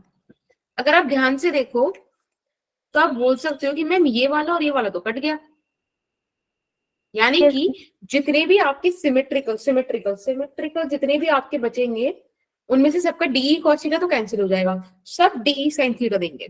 यानी कि नेट इलेक्ट्रिक फील्ड मुझे इस तरीके से मिलने, नेट ग्रेविटेशनल फील्ड इस तरीके से मिलने वाला है। कूल? Yes, ma'am. बोलिए। Yes ma'am. तो मुझे डीई साइन थीटा को इंटीग्रेट कर कर ई मिल जाएगा। कोई दिक्कत किसी को इस बात में? No ma'am. No, ma'am. अब मुझे डी का वैल्यू बताना इसी बात पे। G Gm by r square. M. Dm by R square, right? यहाँ पे आप वैल्यूज पुट कर दीजिए। तो मुझे लगता है जी बाय आर स्क्वायर तो कांस्टेंट है, ये डीएम साइन थीटा बन जाएगा। अब यही दिक्कत आ गई कि एक फंक्शन में ही आपको दो चीजें दे दी, थीटा और डीएम, ये तो काम नहीं करता ना। मुझे अगर इन्हें काम कराना है तो उन्हें एक फॉर्म में लाना पड़ेगा। तो आप यूज करते हो मास पर यूनिट लेंथ वाला कॉन्सेप्ट, याद है? Yes ma'am. Yes, ma'am. कितना लेंथ है? पाई आर लेंथ है। तो हम कहेंगे कि भाई एम मास है पाई आर लेंथ पे, यूनिट मास पे कितना होगा? सॉरी हम कहेंगे पाई आर लेंथ पे मैम एम इसके मास है। अंदर साइन थीटा का अलग इंटीग्रेशन और डीएम का अलग इंटीग्रेशन नहीं कर सकते? नहीं बेटा, रेंज आप ध्यान से देखो, ये फंक्शन है और डिफरेंशिएशन ओवर दिस रेंज होगा, तो you need to match them. अब पाई आर लेंथ पे एम मास है, यूनिट लेंथ पे एम बाय पाई आर हो जाएगा, लेकिन मुझे तो इतना चाहिए ही नहीं। मुझे कितना चाहिए? डीएम। R D theta. देखो ये आर्क है ना, ये डीएम मास Yes, के लिए ma'am. आर और डी थीटा, तो इट इज, अरे भाई साहब किसकी कितनी ड्राइंग गंदी हो सकती है। This is R D theta. आज मैं आपको, आप मुझसे बोल दो ना कि आपको कुछ ड्राइंग बना के दिखाऊं, मैं आज आपको बर्ड और फिश बना के दिखाऊंगी 1 सेकंड में। दीवार आर डी थीटा कैसे? हाँ आर डी थीटा कैसे?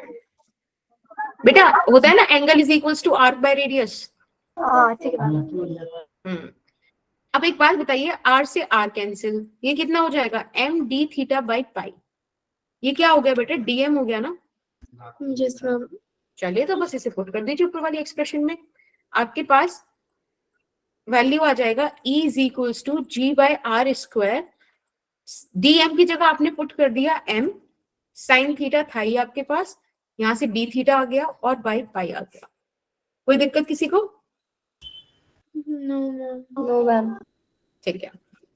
और अब इसको कहां से कहां इंटीग्रेट करें? तो 0 से पाई लगा देते हैं पूरा। नहीं पाई देखो थीटा की टर्म में आ गया ना, समझ रहे हो? जब थीटा की टर्म में आ गया तो तुम्हारे लेके जाना पड़ेगा ना। यस तो मैम। आपके पास यहाँ पे आ जाएगा एक्सप्रेशन बेटा, E इज इक्वल्स टू, पहले तो G M by R square बाहर, साइन थीटा डी थीटा का इंटीग्रेशन होता है माइनस का कॉस थीटा, 0 से पाई। देखो आपको ना तनिष्का ज्यादा कुछ इंटीग्रेशन नहीं आना चाहिए, सिर्फ होल कर वैल्यू पुट करनी आनी चाहिए और फॉर्मूला आना चाहिए, एक दो चीजों का। तो हमें ज्यादा इंटीग्रेशन पढ़नी ही नहीं है, क्योंकि हमें थोड़ी आपने मैथ्स ले रखी है। माइनस पूरा कॉस पाई, मैम ले रखी है। मैम मैंने भी ले रखी है। बस तो फिर वेट करो भी, जब इंटीग्रेशन आएगा। अच्छी चीज है, कॉस का वैल्यू निकालता है। मैम -1। मेरी मम्मी तो बहुत हंसती है जब मुझे पता चलता है कि मैं किसी को इंटीग्रेशन बढ़ा रही हूँ।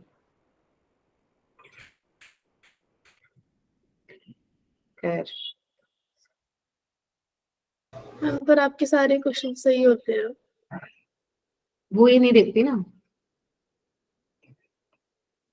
वो ये देख रही थी कि एक टाइम था जब मुझे वेलोसिटी समझ में नहीं आती थी और मेरे को काफी बेइज्जती सहनी पड़ती थी उस चीज को लेके। एक जगह परसी, आज तो वेलोसिटी पढ़ाती हूँ ना, it didn't value that. It's minus of -1 plus का 1, क्या आ गया? 2gm bye R square. कोई दिक्कत किसी को? No ma'am. अच्छा एक चीज और रह गई, आप लोगों ने भी मुझे नहीं बताई, पाई ये भी तो बाहर आएगा, है ना? Yes, ma'am. इसको हमने अंदर ही छोड़ दिया। ये आ गया आपका ग्रेविटेशनल फील्ड। इसको ध्यान रखना, ग्रेविटेशनल फील्ड एट दी, मतलब ये सेमी वाला, सेमी सर्कल वाला, it is 2gm pi capital R square. Ma'am ये ठीक है? तो बहुत सारा हो गया याद करने के लिए। मोमेंट ऑफ इनर्शिया का भी याद करना पड़ा, सेंटर ऑफ मास का भी, अब यहाँ पर भी आ गया। तो सब जगह उठ के आ गया। आई फेल्ट कि तनिष्का और आप सभी एक सॉरी डिजर्व करते हैं। No, ma'am. नहीं आप करते हैं, गलती हो गई, हमसे गलती हो गई। मैम आप तो टीचर हो ना, ऐसे थोड़ी ना। मैम हम आपको आगे सॉरी बोल देंगे।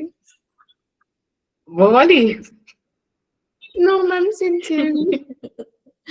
यहाँ पे है ग्रेविटेशनल फील्ड ड्यू टू। अच्छा ये चीज में किसी को कुछ नोट डाउन करना हो, कुछ लिखना हो तो मुझे बताओ, फिर मैं आगे चलूँ। एक बहुत बढ़िया सा छोटा सा कॉन्सेप्ट है, ठीक है? मैम कितना मास है और कहाँ पर है? Yeah, good. यस बेटा,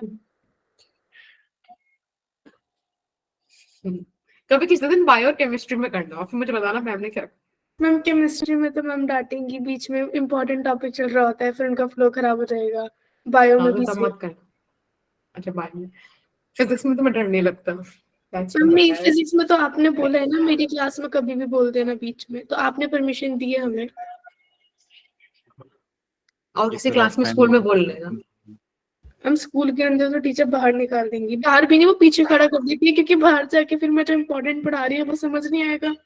पीछे ही खड़े हो जाओ क्लास के, चाहे उसमें तो बड़े सिंपल से, मैं तो जानबूझ के ना ऐसे फील्ड में दूर जाके बैठती थी कि मुझे दिख रहा है कि बच्चे जा रहे हैं, मतलब बेल बज चुकी है, लंच ओवर हो चुका है, लेकिन जब आखिरी बच्चा ग्राउंड छोड़ देता ना, तब मैं और मेरे ग्रुप एंड से चलना शुरू करते थे। आधे पीरियड तक हम क्लास में पहुंच पाते थे, मैम घुसने नहीं देती थी। नहीं, मैम तो फिर भी घुसने देती थी, वो कोऑर्डिनेटर्स होते हैं ना, वो हमसे त्रुटि पत्र लिखवाते थे, हम बाहर ही बैठे रहते थे, मैट और बिछा देते थे, भाई ये सही है, पंखा बैठने का स्थान है, फिर हम जो बातें वहां अधूरी छोड़ गए वो यहाँ आके पूरी करते, शर्म हम नहीं आपके थी टीचर स्ट्रिक्ट नहीं होंगे ना? हम स्ट्रिक्ट नहीं होंगे, ये बोलो कि बच्चों का लेवल थोड़ा ऊपर था, हमको बेइज्जती बेइज्जती फील होती नहीं थी, हमको ऐसा लगता था कि ये तो बैज ऑफ ऑनर है जो एक को मिल, लिटरली पता है, एक बार मैं तुम्हें बताती हूँ अगर तुम्हें लिख रहे हो तो, एक मेरी फ्रेंड थी, वो बाहर गई, एक और फ्रेंड बाहर गई, क्लास से निकाल दिया, तुम्हें पता है मेरे अंदर कितना कॉन्फिडेंस था, मैंने कहा 5 मिनट रुको मैं आती हूँ, करेंगे हरकतें निकाले जाएंगे 5 मिनट में, इतना कौन सा ज्यादा। स्कूल था, मतलब कहाँ से आपने स्कूलिंग करी है? अरे वो काफी अच्छा स्कूल है, तुम डालोगे ना हापुड़ के बारे में, उसकी फोटो निकल के आएगी, अगर गलती से वीडियो उन टीचर्स के पास पहुंच गई वो मेरे को घर पे आके मार के जाएंगे।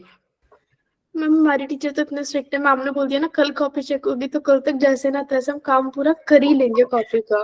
मैं कॉपी चेंज कर देती हूँ, मैं कल बाकी की 6 एक्सरसाइज तो दूसरी कॉपी में, 7वीं एक्सरसाइज इस कॉपी में। खैर उन लोगों को पता चल गया था ये चीज एंड पे। चलो मैम इधर आओ। सेम मम्मा मेरे में भी। वही तो यार, ऐसे थोड़ी होता है कि आप कॉपी बनाते रहो पूरे लाइफ। बिल्कुल मैम। देखो हॉलो स्फीयर और सॉलिड स्फीयर, ठीक है, थैंक यू यश। अब हम ना, मैं आपको 2 चीज सिखाऊंगी और इन दोनों में से सॉलिड स्फीयर वाला जो है ना, फटाफट से ट्राई करते हैं, आपका क्लास का टाइम ओवर हो गया आई नो।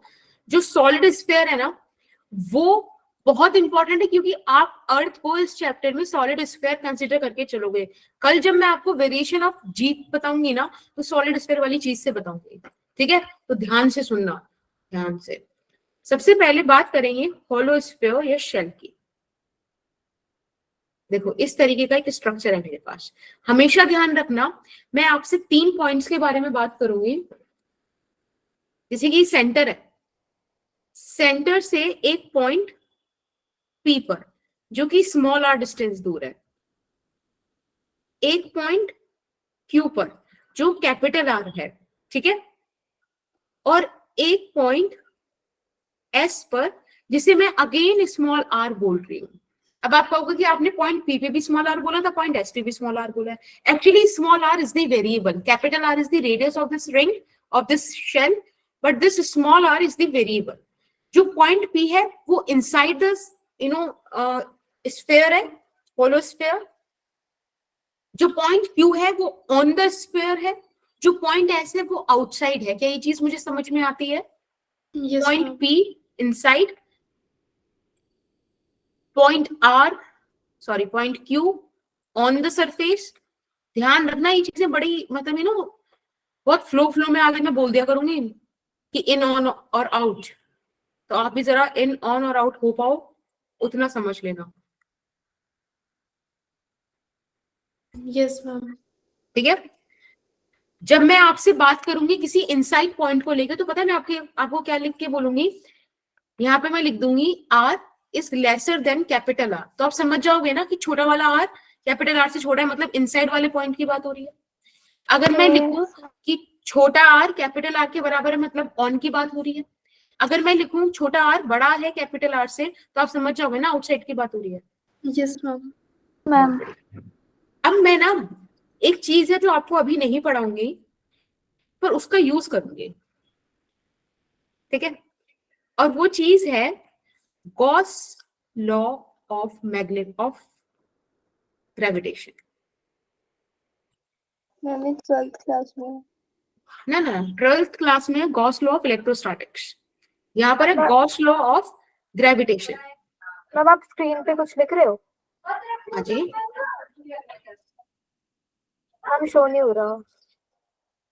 सबके साथ इश्यू आ रहा है क्या ये? No ma'am. हम शो बेटा एक बार अपना नेटवर्क रिफ्रेश कर लो, दैट्स ऑल आई नो, ठीक है? अब देखो गॉस लॉ ऑफ ग्रेविटेशन हमें नहीं पढ़ना, पर उसकी थोड़ी सी बातें समझ लेते हैं। पता है वो हमसे क्या कहता है कि अगर तुम सरफेस पर बैठे हो, अगर तुम सरफेस से बाहर हो, तो मान लो कि सारा का सारा मास सेंटर पर है, पॉइंट मास है, इतना फैला हुआ शेल है ही नहीं तुम पे पॉइंट मास है। क्या बोलता है वो कि अगर तुम सरफेस पर हो या तुम बाहर हो, तो मान लो कि सारा का सारा मास पॉइंट पर है, पॉइंट मास है। और पॉइंट मास के लिए मैंने आपको फॉर्मूला बताया था कि ग्रेविटेशनल फील्ड निकाला जा सकता है Gm/r² से, राइट? अब मैं यहाँ पे स्मॉल r ले रही हूं क्योंकि वो आपको पता है वेरिएबल्स की वैल्यूज डिफरेंट डिफरेंट हो सकती हैं। अगर मैं आपसे बोलूं कि बेटा आउटसाइड के लिए बताओ, तो आप लिखोगे E out Gm/r²। मैं बोलूं बेटा E on बताओ, तो आप लिखोगे मैम Gm/R²। कहानी में ट्विस्ट आता है इनसाइड के लिए, इनसाइड में इतना सिंपल नहीं होता, समझ रहे हो? अब दो पोजीशन समझिए, इनसाइड एंड सेंटर। सबसे पहले मैं सेंटर की बात करती हूँ और फिर बात करूंगी आपसे किसी पॉइंट यहाँ की जो r डिस्टेंस दूर है, ठीक है? एक बात बताओ, सेंटर पे तो अभी मैंने आपको बताया था कि अगर सिमेट्रिकल बॉडी है 0 होता है। हाँ, तो सिमेट्रिकल बॉडी के सेंटर पर 0 होगा। Gravitational field 0। 0 होगा। और अगर बात होगी किसकी, रिंग वाले, इस वाले चीज की, शेल वाले चीज की, ऐसे, यहां पे दिक्कत है। फिलहाल इस केस में तो यहां भी दिक्कत नहीं है, हॉलोस्फीयर में तो कोई दिक्कत नहीं, सॉलिड में आएगी। फटाफट से करते हैं, ज्यादा फुटेज नहीं खाते इस पॉइंट पर। मैम ये होलोस्फीयर है। हाँ जी, देखो ये जो पॉइंट पी है ना, इसे एक काम करो, यहाँ से एक लाइन खींच लो ऐसे और ऐसे। एक बात बताओ, जितने भी ये मासेस ऊपर की तरफ हैं, ये वाले मासेस, इन सारे मासेस के ये पास में है ना, भले ही मासेस छोटे हैं, मतलब छोटे कैसे, क्योंकि इसके जो नीचे है वो बड़ा वाला आर्क है, ऊपर छोटा है ना? तो भले ही नीचे अमाउंट ऑफ मास ज्यादा है, बट ऊपर क्या ज्यादा है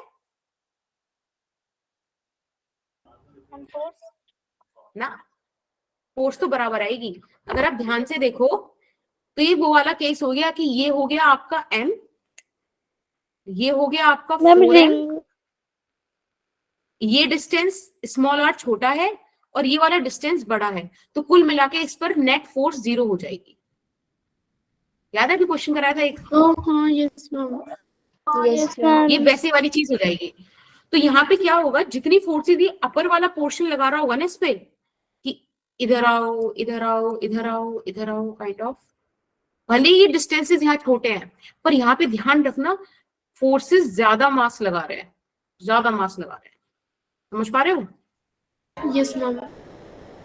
यस। मैम एक बार तो रिपीट यहाँ कर पर दो। भी हाँ, देखो मैं ये बोल रही हूँ कि मैंने डायग्राम बहुत गंदा कर दिया, I am so sorry for that, but आप ध्यान से देखो कि ये वाला जो पोर्शन है ना बच्चे,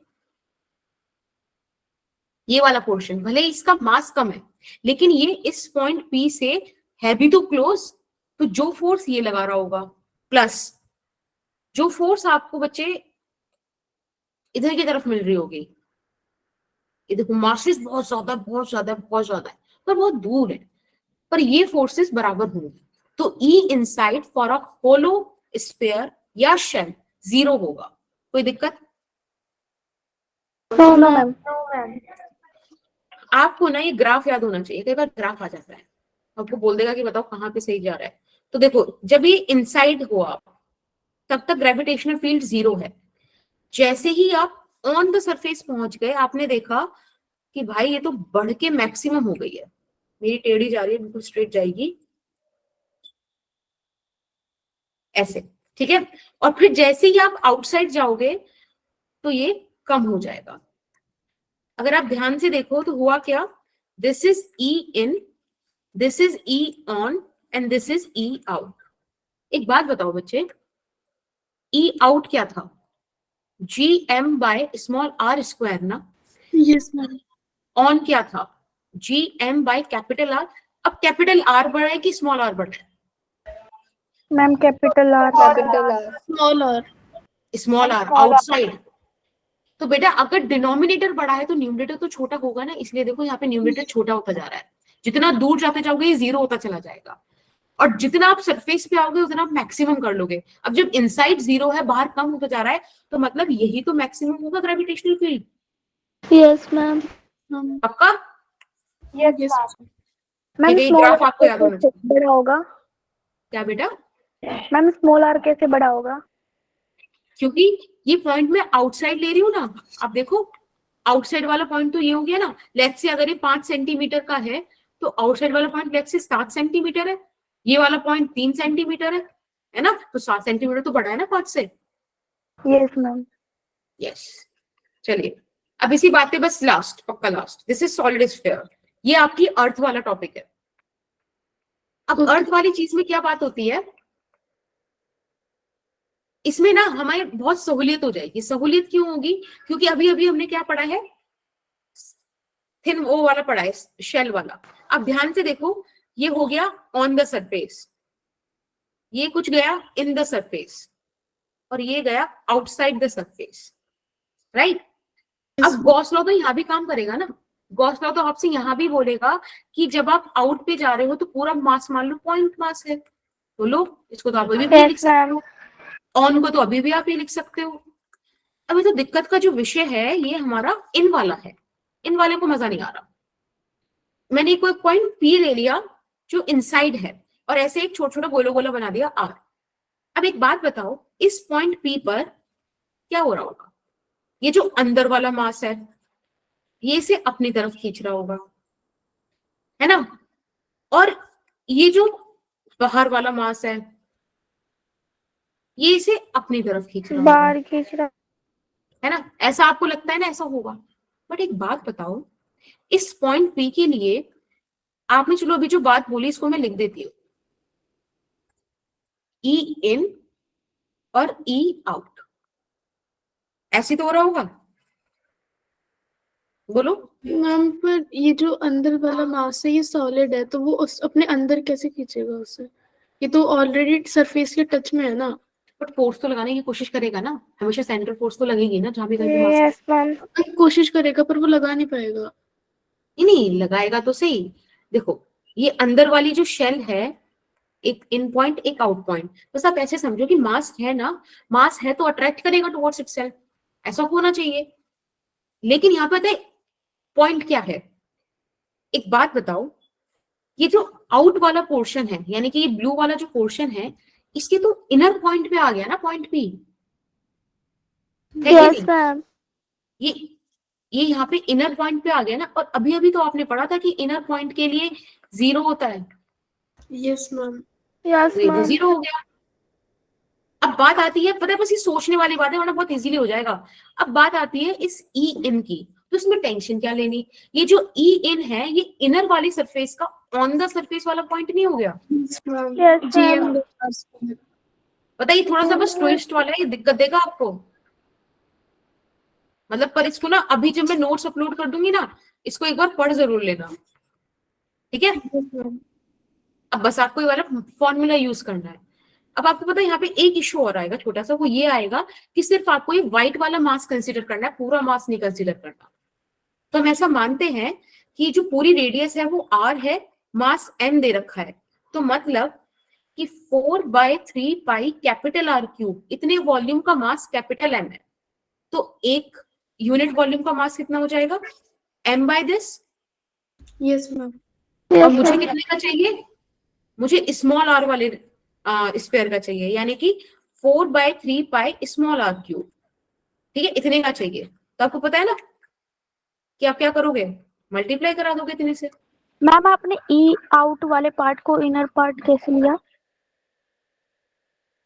मैंने कहा कि आप एक काम करो, आप ना यहाँ खड़े हो जाओ इस पे आकर, तो आपको क्या दिखेगा कि पॉइंट पी तो अंदर है, मतलब इनर है ना इस वाले हिसाब से जिसमें आप खड़े हो, वैसे तो अंदर लाई कर रहा है, और जब आप यहाँ खड़े होगे तो आपको दिखेगा तो ऑन सरफेस पे है, तो ऐसे लिखा हो। ठीक है, ओके मैम। आप ये मैम वाली ये जो एक्सप्रेशन बीच में समझ पा रहे हो? सर्कल बनाया है, मैम ये जो बीच में सर्कल बनाया है ये हमने कंसीडर किया है ना? हाँ, ये ना मैंने पॉइंट पी कंसीडर किया, तो जब मैंने पॉइंट पी कंसीडर किया ना तो उसके अबाउट सर्कल घुमा दिया। ठीक है,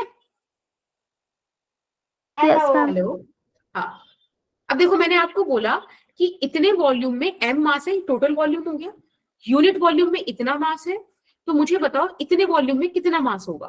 तो आपने क्या करा, इसको इस तरह से कर दिया, याद है कि 10 पेन इतने रुपए के, तो एक पेन कितने का, Yes, तो ma'am. 20 कितने के होंगे, वो वाली चीज। तो बेटा 4/3 पाई से 4/3 पाई कैंसिल, और ये आ गया आपके पास m small r cube upon capital R cube. This is the mass जो उस छोटे से पार्ट का होगा। कोई दिक्कत? No ma'am. इसको मैं m प्राइम लिख दूं, छोटा सा मास। अब आपके पास जो इनसाइड इलेक्ट्रिक फील्ड है वो होगा g छोटा सा मास अपॉन r स्क्वायर। ठीक है, चलो सॉल्व करते हैं इसको। g कैपिटल, सॉरी, इस m प्राइम की जगह आप लिख सकते हो m r क्यूब अपॉन ये वाला r क्यूब और ये r स्क्वायर। बेटा इससे ये कैंसिल हो गया, आपके पास आया g m r cube into small r। कोई दिक्कत? No ma'am. अब आप ध्यान से देखो, मुझे बाकी किसी एक्सप्रेशन से कोई मतलब नहीं, मुझे तो बस ये फील चाहिए कि E N is directly proportional to R. क्या आपको भी दिख रहा है वाली चीज? Yes ma'am. Yes, ये सब ma'am. तो कांस्टेंट है। Yes, very Yes, good. ma'am. अब इसी के बेसिस पे मैं ग्राफ बना दूंगी जो पिछले वाले ग्राफ से थोड़ा सा अलग आएगा। इस बार क्या होगा, जैसे आप अर्थ के सेंटर पर हो, ठीक है, वैसे अर्थ की बोल रही हूँ सॉलिड स्फीयर को, जैसे आप अर्थ के सेंटर पर हो तो इलेक्ट्रिक सॉरी ग्रेविटेशनल फील्ड 0 है, फिर आप उससे दूर जाते रहे सरफेस की तरफ आते रहे, देखो वो बढ़ता गया, डायरेक्टली प्रोपोर्शनल है ना, तो इस तरह से आपको कर्व मिला, वो मिला लाइन, फिर ये पहुंच गया मैक्सिमम पॉइंट पे, ये हो गया ई ऑन। अब इसके बाद इसे क्या करना है, डिक्रीज होना है। एक सेकेंड, के बाद इसे डिक्रीज होना है। डिक्रीज। कोई दिक्कत किसी को इस बात में? No ma'am. No ma'am.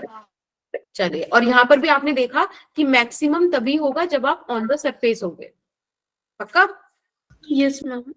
ठीक है, यस मैम। तो बस इतना ही मुझे पढ़ाना था। Thank you so much for being so nice. I know बहुत ज्यादा टाइम हो गया और आप स्टिल रुक गए। मैम हम अच्छे बच्चे हैं ना इसलिए। बहुत मैम ज्यादा। नोट्स अभी भेज देना। हाँ बिल्कुल, बस मैं नीचे जाके भेजूंगी, मैं ज्यादा प्यार लिखने वाले थे। रिकॉर्डिंग आप कल सुबह तक अपलोड करा दोगे, क्योंकि ना बीच बीच में नेटवर्क इशू हुए थे तो मेरा छूट गया।